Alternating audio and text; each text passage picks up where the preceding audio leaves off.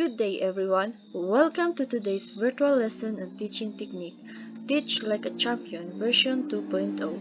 I'm Eileen, one of your instructors for this session. I hope you're all ready to dive into some exciting learning. Our topic for today is technique number 30, Work the Clock. Work the Clock is a strategy that helps teachers to measure time intentionally, strategically, and visibly to mold the experience of every individual in the classroom. At the end of the lesson, learners will be able to set realistic time goals for specific activities, break down tasks into manageable parts, and understand how to work efficiently within given time limits. How to work the clock efficiently. First, make time visible. Start by showing students the time you've allocated for each task. Use physical clock, a timer, or a projected stopwatch. This helps students understand that time is valuable and that they should manage it well. Next, track time regularly. Announce the time at the beginning of an activity. For example, say, you have 5 minutes to finish the task. Then, actively monitor the clock and ensure you stick to that time. If needed, you can adjust the time.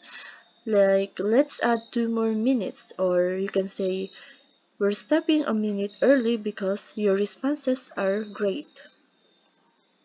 Third, teach time awareness. By showing the clock and sticking to the planned times, students learn to manage their own time. For example, if they know they have 3 minutes to answer a question, they'll start pacing themselves to fit that time. Fourth, promote independence. When students can see the time, they rely less on you to manage it for them. For example, if a clock is projected during independent work, they'll manage their own progress and tasks without needing constant reminders. Lastly, adapt time sensibly. You're not locked into the exact time you announce. If a task needs more time, extend it. If it's going faster than expected, shorten it. This flexibility encourages a healthy time-sensitive classroom environment. Here's an easier way to understand using specific odd increments for time management in the classroom. First, avoid round numbers. When you tell students they have a round number of minutes like 5 or 10, it sounds like an estimate. Students may take it less seriously because it feels flexible, like they don't have to start or stop exactly on time. Second, be specific and add. Instead of saying, you have 10 minutes, say you have 12 minutes. Add numbers like 12 or 7 seem more exact, making students more likely to respect the time limit and return on time. These unusual time increments feel more intentional and precise. Third, precision builds respect. By using specific times consistently, you'll build a culture where students respect and follow time limits better.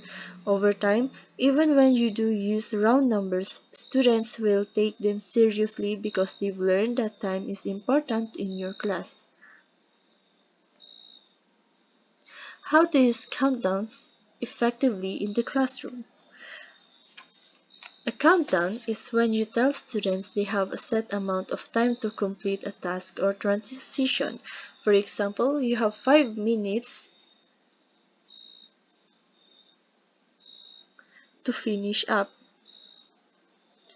Those of countdowns. Use them for simple tasks. Countdowns work best for quick tasks like putting pencils down or transitioning to the next activity. Next, keep them short. Don't give too much time for easy tasks. For example, putting pencils down shouldn't take 10 seconds. Try 3 seconds instead. Narrate who's ready. While counting down, mention some names of students who are already ready. For example, Nick is ready in 5, 4, 3, then Sarah's ready in 3, 2, 1. This way, this encourages others to follow. Don'ts of countdown. Do not stretch the countdown. Don't slow down your countdown just because students are not following stick to the time. Then address the delay after. Avoid excessively short or long countdowns.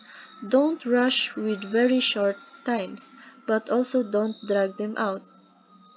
Lastly, don't over-narrate or plead for compliance. Keep the acknowledgement quick and positive.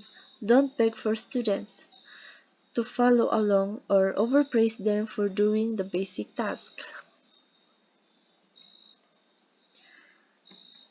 Now, let us test your understanding with a few quick evaluation questions.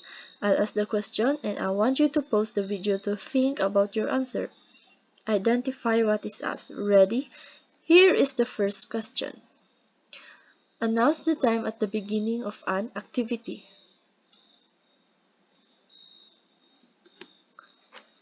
The answer is track time regularly. By using specific times consistently, you'll build a culture where students respect and follow time limits better. The answer is precision builds respect.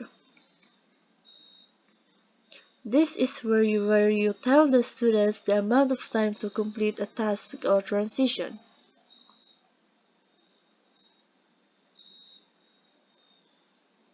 The answer is countdown. Fourth, this is when the students see time. They rely less on you to manage it for them. The answer is adapt time sensibly. Lastly, this is a strategy for not using the same amount of time for every activities.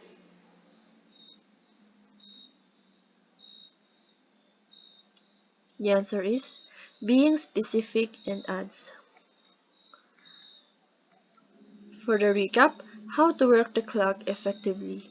First, make time visible. Second, track time regularly. Third, teach time awareness. Fourth, promote independence. And five, adapt time sensibly. Understand using specific increment adds for time management. First, avoid round numbers. 2. Be specific and add. 3. Use varied increment for activities. And 4. Precision builds respect. How to use countdowns. Use them for simple tasks. Keep them short. Narrate who's ready. And do not stretch the countdown. Avoid excessively short or long countdowns and do not over-narrate or plead for compliance. That's all and thank you for watching.